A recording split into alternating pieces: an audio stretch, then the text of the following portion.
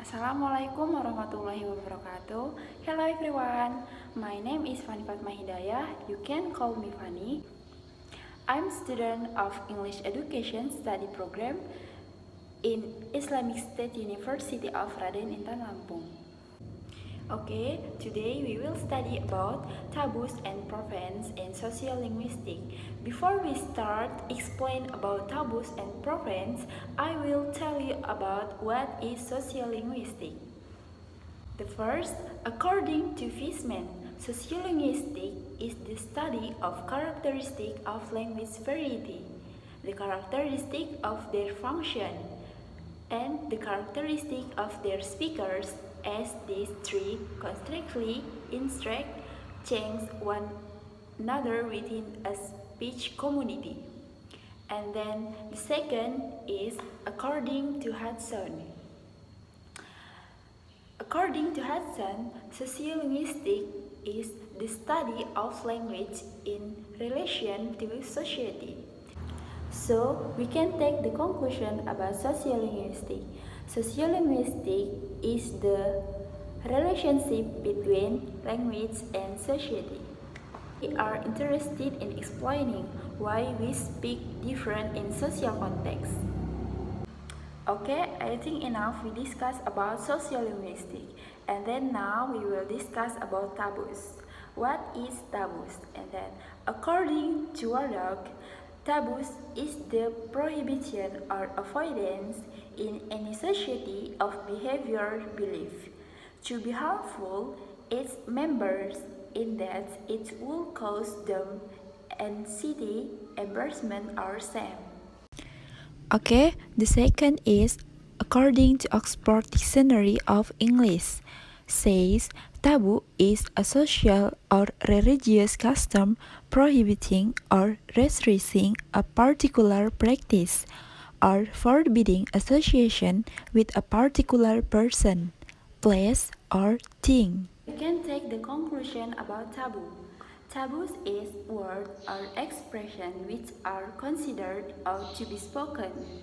Taboo is a social prohibition because it is considered not polite or not approved to do. In Indonesia, still many taboo things that we cannot do and say at all. Okay, that's the definition about taboos. So now I will tell you about the definition profanity.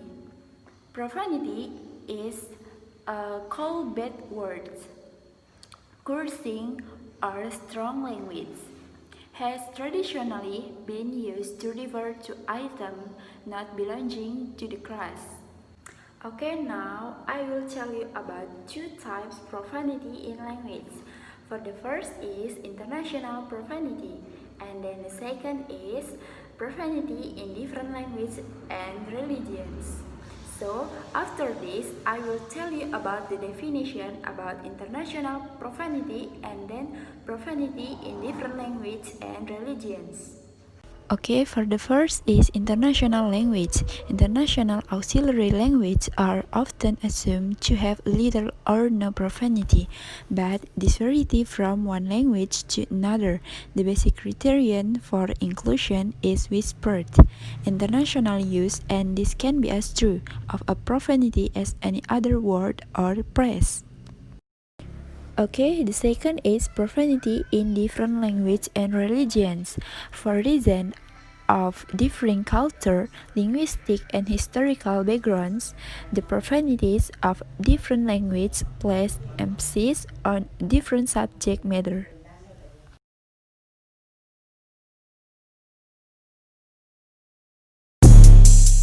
Ooh. Ooh. What? Oh yeah. Them hits don't make no sense. Ooh, damn. Yeah. Calling older people by name. In Indonesia, calling people who are older than us just by saying his name is said to be taboo and not polite or less respectful. Sweep at night. It's believed that if we sweep at night, We throw away the fortune in the house so that it will bring trouble to the people in the house. Okay my friends, thank you very much for watching my video. I hope you enjoyed it. And then sorry if there is still many mistakes. Finally I say wassalamualaikum warahmatullahi wabarakatuh. See you. Assalamualaikum warahmatullahi wabarakatuh. Nama saya Syaiful Mutakin, mahasiswa Universitas Al-Azhar Kairo Mesir yang sedang menempuh pendidikan S1 dan mengambil jurusan Islamic Theology. Jadi saya di sini akan menerangkan tentang 3 hal yang tabu di negara Mesir. Yang pertama yaitu memakai sarung. Mungkin di Indonesia memakai sarung itu merupakan hal yang sudah biasa, hal yang wajar. Karena kita sholat memakai sarung, ke masjid atau keluar beli ke warung memakai sarung, itu sudah hal yang biasa. Tapi beda halnya di Mesir. Kalau di Mesir merupakan suatu hal yang aib bagi seseorang kalau kita memakai sarung. Kenapa? Karena orang Mesir itu memakai sarung hanya setelah berjima atau berhubungan suami istri. Itu orang Mesir memakai sarung. Makanya di sini orang yang memakai sarung itu disebutnya aib lah. Makanya mereka heran terhadap kita mahasiswa asing seperti mahasiswa Indonesia, mahasiswa Malaysia, Brunei itu sering memakai sarung. Mereka sangat heran. Tapi ketika sudah banyak mahasiswa asingnya yang kuliah di Mesir, sebagian daerah yang ditempati mahasiswa asing itu masyarakatnya sudah maklum, sudah terbiasa dan sudah mengetahui bahwa sarung itu merupakan adat di negara kita, di negara Indonesia. Ketika hendak sholat kita memakai sarung. Karena di Mesir ini orang-orang sholat itu memakai gamis atau memakai celana panjang. Tidak ada yang memakai sarung. Dan yang kedua yaitu jongkok.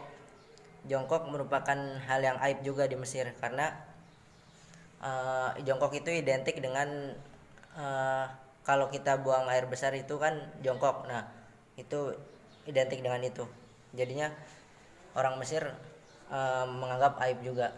Dan orang Mesir di sini hampir selama saya kuliah di Mesir tidak pernah melihat orang Mesir jongkok. Mereka itu sukanya berdiri, ngobrol sambil berdiri, dan jarang jongkok sekali. Nah, itu yang kedua.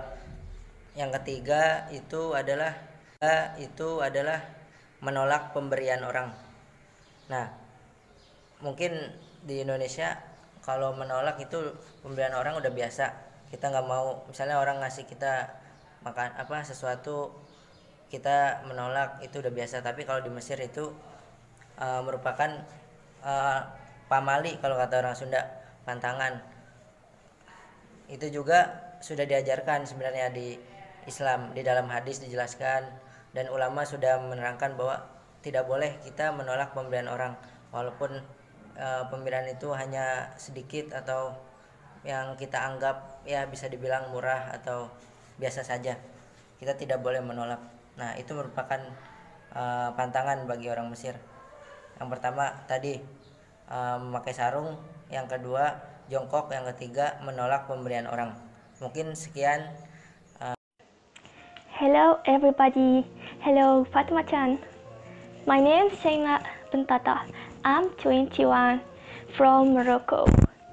And I'm Fatma's friend. Today I'm going to tell you about some Moroccan taboo. Let's start. First word is kanji. Boys say this word for temptress place at girl. They think it's like a biscuit, cake, or something like that. You can say they have a dirty mind. Word number 2, grab. This word expresses to spiteful woman. You can say a devil woman who has a poison soul. Word number 3. Nil Juha. Do you know Juha stories? It's really a very famous story in my country and I think in another countries. This word is a code name to same person and it's used to insult. Word number 4. Barrel. This word also used to insult someone who fat. Word number 5. Sushi. I think you asking yourself now, what is sushi? This is a very special word. I think it has no traduction. It's used in the absence of a person who has money but doesn't spend to himself or doesn't give a charity. This is a Moroccan word. Word number 6. This is the last word. Ghoul or monster. This is word expresses about someone who eats a lot. At last, be careful and don't use these words. Thank you for watching my video and good luck all. Wassalamu alaikum.